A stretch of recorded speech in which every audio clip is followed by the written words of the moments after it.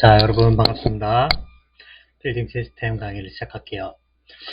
오늘 이야기할 주제는 여러분들 그 BIM 과제하고 있죠.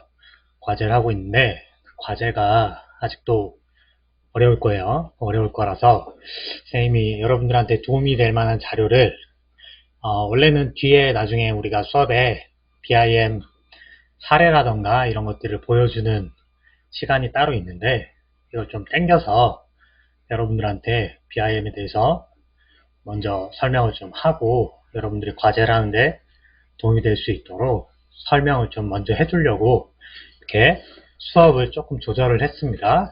그래서 오늘은 BIM 결과 보고서에 대해서 여러분들한테 소개를 할 건데 자세하게 설명을 얼마나 할 수 있을지는 모르겠지만 사무에서 한 사례랑 해안에서 한 사례를 가지고 여러분들이 과제를 하는데 어느 정도 수준에서 모델링을 해야 하는지에 대해서, 그리고 그 실무에서는 그런 모델링을 어떻게 하고 있는지에 대해서 설명을 할게요.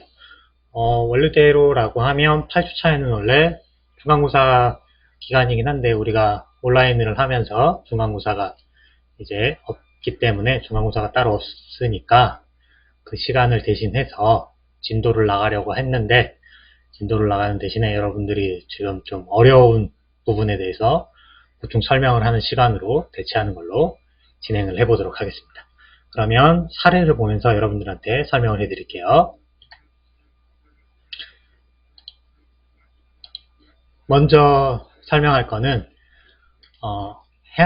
사무입니다. 이거는 사무에서 한 BIM 보고서입니다. 보시면 뭐 이렇게 쭉 써 있는데 이거는 뭐 중요한 게 아니고요. 지금 보이는 이 건물이고요. KT 사옥이고요.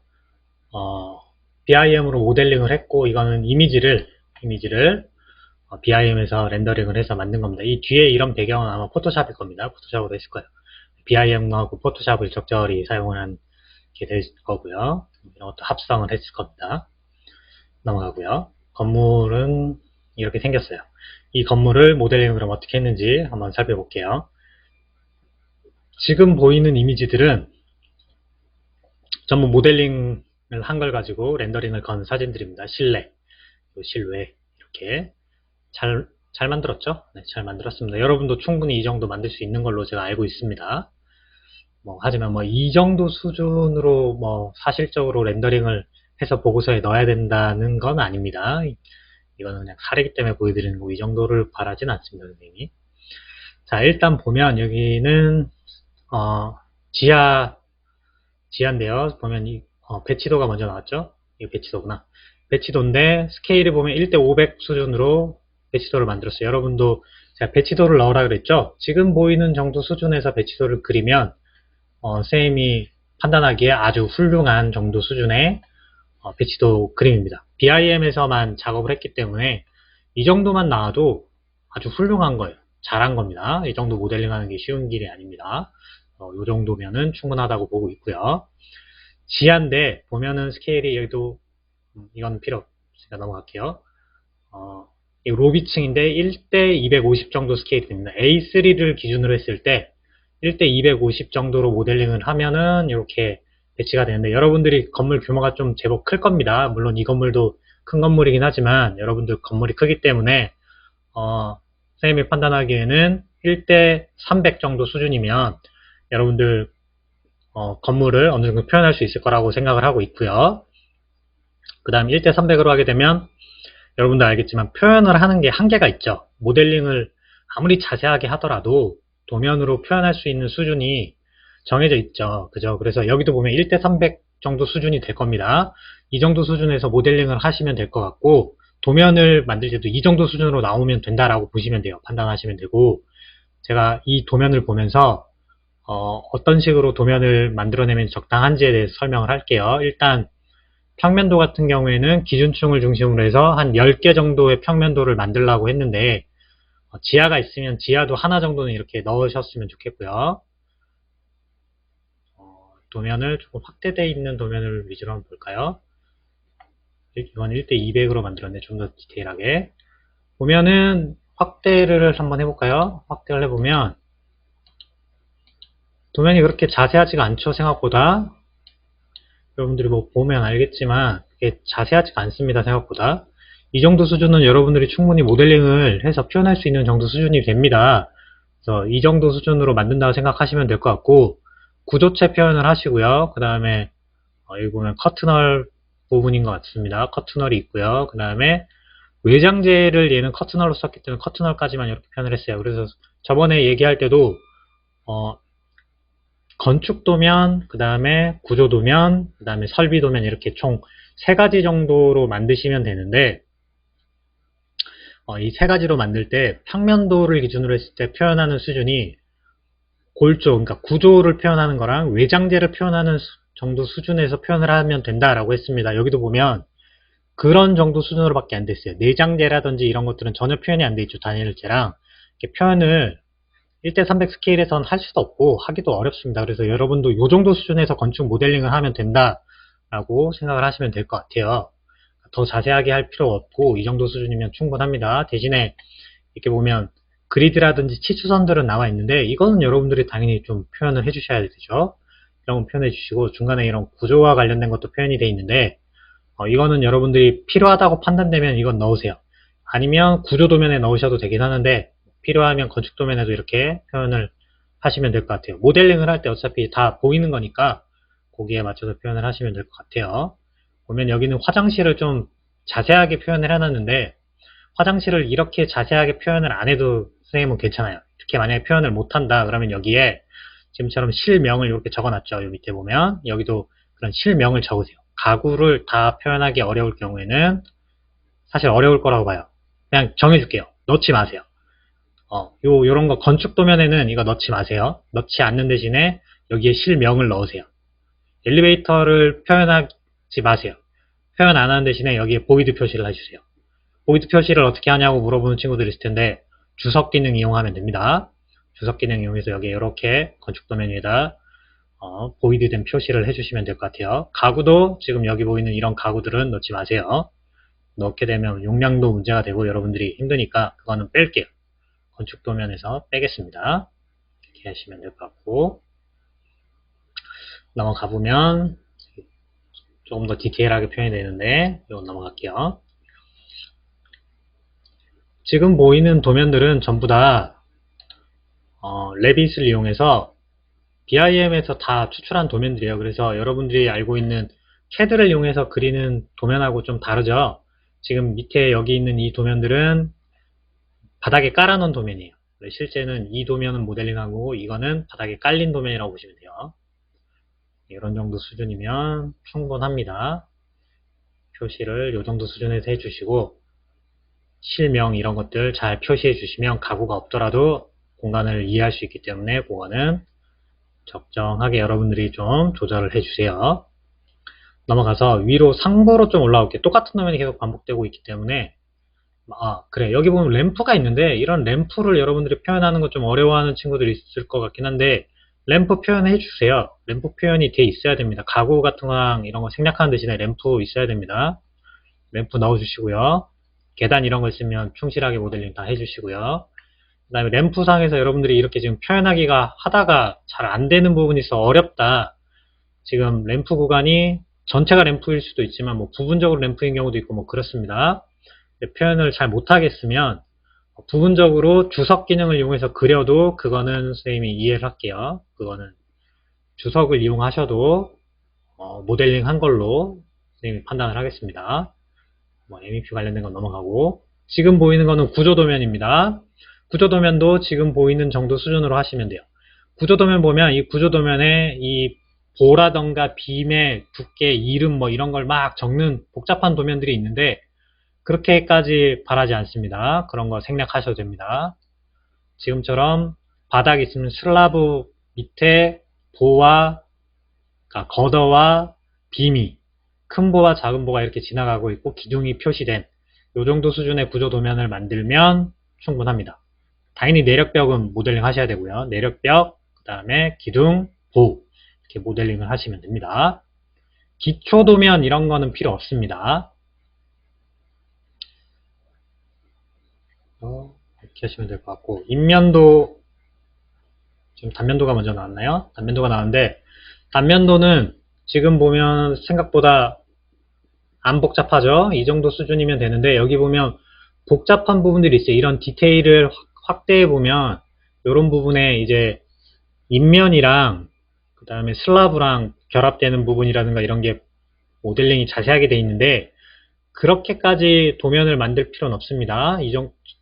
그거는 나중에 디테일 도면에서 한 장 내지 두 장 정도만 디테일 도면을 인면과 그 다음에 설비, 그 다음 구조, 이게 결합되는 파트 한 부분만 이렇게 따서 확대 도면을 만들어 주시면 되고, 전체적인 단면도를 만들 때는 이 정도 수준, 이거보다 좀 더 단순해도 괜찮습니다. 그 정도 수준에서 만드시면 될 거예요. 그리고 이 키플랜 들어가 있는데, 키플랜 이거는 반드시 넣으세요. 키플랜이 없으면 어느 부분에서 자른지 선생님이 파악을 못하니까 넣어주시고요. 지금 보면 스케일이 1대 500 정도 되는데, 이 스케일은 여러분들이 참고를 좀 하세요. 그래서 단면도도 종단면도, 횡단면도에서 한 2개 정도 표현을 해주시면 충분할 것 같습니다. 그리고 여기 보면 이런 나무나 자동차, 사람 뭐 이런 것들을 표현을 했는데, 이거는 없어도 괜찮습니다. 없어도 괜찮습니다. 이게 들어가면 이제 용량이 많이 커져요. 그래서 그건 생략을 하셔도 괜찮고요. 지금 보면 좀 확대된 단면도를 추가로 더 그려놨는데, 확대 단면도에는 이거보다 디테일해야 돼요. 뒤에 가면 이거보다 디테일한 단면이 있을 거예요. 지금 보이는 게 뭐 대단한 모델링 정도 수준이 아니죠? 여러분도 이 정도는 충분히 모델링 할 수 있습니다. 이렇게 하시고, 확대된 거에서는 요 정도 수준을 원해요. 사실 뭐 많은 부분이 아니라 한두 개 정도 부분에서 요 정도의 상세 도면을 원합니다. 이런 표현은 필요 없어요. 이런 표현은 필요 없고요. 디테일이 지금 인면이 있죠. 인면 커트널이 있습니다. 커트널과 그 다음에 슬라브가 어떻게 결합되어 있는지, 그리고 이 슬라브 밑에 보가 이렇게 있죠. 보가 어떻게 되어 있는지, 그리고 여기 보면 설비가 이렇게 연결이 되어 있는데, 여기는 조명도 있죠. 조명은 필요 없습니다. 우리는 이런 것들이 어떻게 되어 있는지 표현을 하는데, 지금 보면 뭐 나무가 있고 사람이 있는데 이건 다 필요 없어요. 다 필요 없고, 시스템만 우리가 확인을 하는 겁니다. 시스템. 커트널 시스템, 그러니까 외피 시스템이 있죠. 그 다음에 슬라브가 있고 이 뒤에 구조체가 있죠. 그런 구조 시스템, 그리고 설비 시스템이 보이도록 여기 결합 부분의 디테일이 어떠고 저쩌고 하는 거 정도 수준은 여러분들이 작업을 못합니다. 그래서 그거는 좀 무리예요. 그래서 지금 보이는 정도 수준이 선생님이 원하는 정도 수준이다 라고 보시면 될 것 같아요. 그러면 여기 있는 이런 것들, 이 설비들을 모델링을 다는 아니더라도 한두 층 정도는 여러분들이 모델링이 부분적으로는 좀 완벽하게 어느 정도 돼 있어야 요 단면을 끊을 수 있겠죠. 그죠? 이렇게 단면을 끊을 수 있는 부분을 한 부분 정도는 좀 디테일한 모델링이 어느 정도 들어가야 됩니다. 전체적으로 좀 러프한 수준으로 들어가긴 하지만 내가 상세 단면을 자를 부분에 대해서는 좀 디테일한 모델링을 추가적으로 좀 진행을 하셔야 될 거예요. 이 정도면 충분하다고 보고 있고요. 이것도 부분 상세이긴 한데 이거는 뭐 필요 없습니다. 여러분들 그냥 참고만 하세요. 어떻게 돼 있는지. 이 건물의 규모로 봤을 때 지금 이 정도 디테일 수준이면 사실 높은 수준의 디테일이 아니에요. 근데 이 정도를 보여줘야 최소한 건물에 대한 시스템을 이해할 수 있기 때문에 하는 거고, 여러분들한테 이 정도 수준까지 바라는 건 아니니까 이렇게 하시면 돼요. 이 정도가 1대 100이에요. 스케일이 1대 100. 여러분도 상세 도면을 그릴 때는 1대 100 정도 수준에서 이걸 표현한다 라고 생각하고 만들면 될 것 같고, 1대 100이면 도면에 어느 정도까지 표현이 돼야 되는지 여러분 한번 좀 생각을 해 보셔야 될 거예요. 얘가 1대 100이니까 아까 선생님이 처음에 말한 얘는 1대 50이네. 1대 50으로 만드시면 될 것 같네요. 1대 50으로 부분 상태를 하나 만들고 이 정도로 표현한다고 생각을 하시면 될 것 같아요. 이거는 좀 이거보단 좀 더 부분적으로, 이건 너무 많이 보이고 좀 더 작게 보여도 됩니다. 이 정도면 될 것 같아요. 넘어가서 인면도도 보면 뭐 크게 어렵거나 복잡하게 안 만들었죠. 여기 뒤에 배경이 있고 이런데 이거 필요 없어요. 배경 이런 거 필요 없습니다. 인면도에 뭐 조경을 한다든지 이런 거 필요 없어요. 건물만 딱 모델링 하시면 됩니다. 건물만 하시면 돼요. 이 정도 수준이 지금 디테일이 얼마죠? 이게 1대 500이네요. 1대 500 정도로 여러분들 만드시면 될 거 아니에요. 면도도. 1대 500 정도에서 표현을 하는 수준이면 충분합니다. 그 외에 디테일하게 여기 보면 뭐 타입 1, 2 뭐 이런 식으로 표현을 쭉 해놨는데 이거는 여러분들한테 요구하는 내용은 아닙니다. 이런 건 필요 없어요. 그리고 사실 여러분들이 공부해야 되는 건 이런 디테일인데 외장재 그리고 내장재가 구조가 있으면 이거 철근 콘크리트랑 어떻게 결합되는지 이런 디테일이 사실 여러분들이 이해를 좀 하셔야 되는데 이거는 따로 과제가 나갔죠.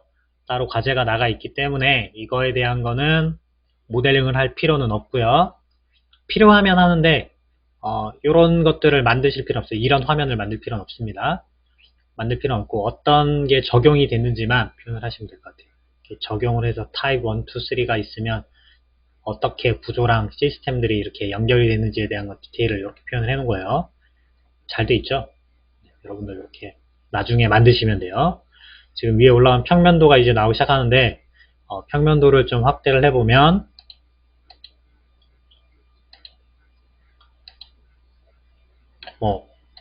여러분들 충분히 할 수 있을 만큼의 디테일이죠? 이렇게 만드시면 돼요. 근데 여기 보면 이 가구가 이렇게 많이 있죠? 가구가 처음에는 좀 간단하게 해서 가구를 좀 넣어서 확인하려고 했는데 스케일상 가구 생략할게요. 가구 넣지 마세요. 가구 빼셔도 좋습니다. 가구를 빼는 대신에 아까도 얘기했지만 실명을 여기에 잘 적어주세요. 실명. 여기가 어떤 실인지에 대해서 잘 적어주시고 여러분들이 진짜 가구를 좀 모델링하고 싶다. 그러면 뭐 한두 개 정도 넣는 거는 괜찮아요. 이렇게 지금 엄청 많이 들어가 있는데 이렇게 하면 용량이 많이 증가합니다. 그래서 좀 어렵기도 하고 그래서 생략하는 걸로 할 테니까 이건 빼셔도 괜찮습니다.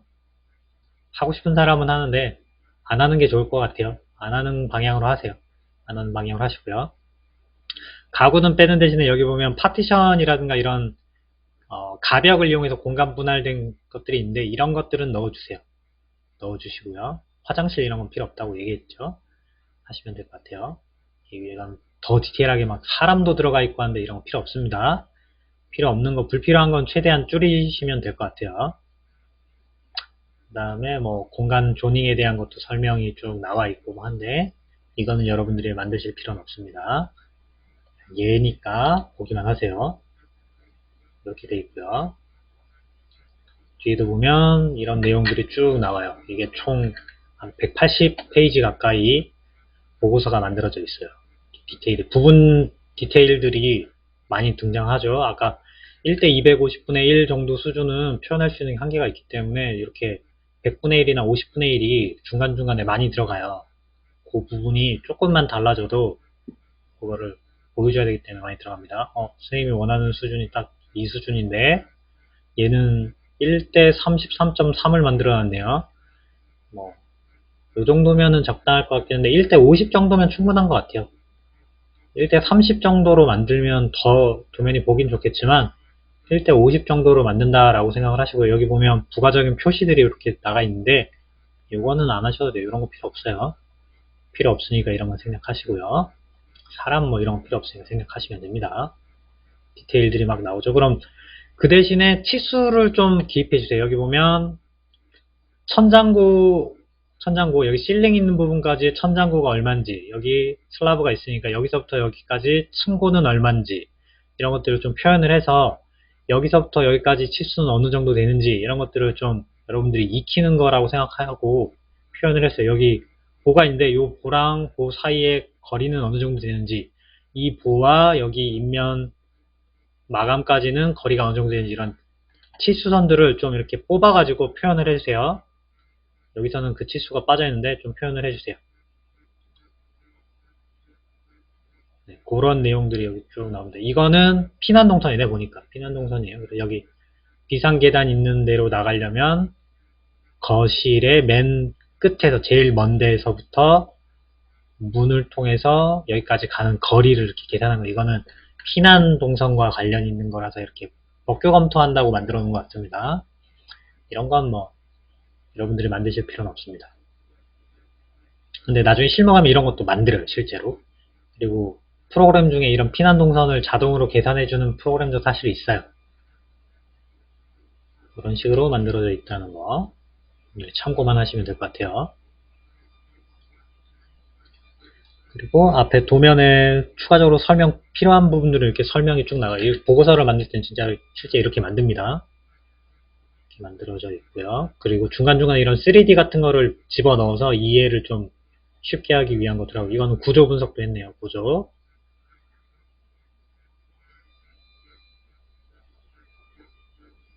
이렇게 돼 있고요. 그러고 보니까 구조 나오니까 생각난 건데, 구조 모델링 하신 다음에 도면 만들고 나면 그 옆에 구조도, 구조도에 해당하는 투시도를 옆에 이렇게 추가를 해주세요. 이런 식으로 그려주셔도 좋고, 이렇게 전체를 보여줘도 좋고, 이렇게 추가를 해주세요. 볼 수 있게. 이렇게 전체가 반드시 하나는 들어가야 확인을 할 수 있겠죠. 이렇게 하나 넣어주시면 될 것 같고, 넘어가서 이런 디테일은 필요 없죠. 이런 디테일은 넣지 마세요. 여러분들 힘듭니다. 이런 디테일은 넣지 마시고요.